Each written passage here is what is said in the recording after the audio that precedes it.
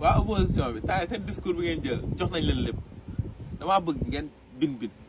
joxoo leen ñu dara maayoo leen ñu dara aaloo leen ñu dara saraxoo leen ñu dara bu desoon si yéen kese la kese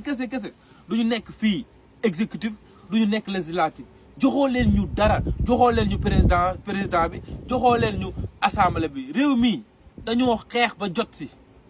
bu desoon si yéen kese xale yi si kaso gi la ñuy deewee Ousmane Sonko ak Diomaye du ñu génn patriote du am ci réew mi dañoo xeex de seen discours yi ngeen seen discours naa fekk yi ngeen am nii damaa bëgg ngeen teg ko si suuf ñun loolu ferejewuñu joxoo leen ñu dara encore une fois ma wax leen ko joxoo leen ñu mayoo leen ñu sénégalais yu conseil yi nga bëgg seen réew xam ne yéen ñi ay wëyu ngeen ay bandi ngeen ay salte ngeen ay trian ngeen ay sàcc ngeen sénégal yu conseil yooyu ñoo jóg taxaw jaxmaarloo ak yéen li ñu leen joxoon ñu jël ko ñu nangu ko dama bëgg ngeen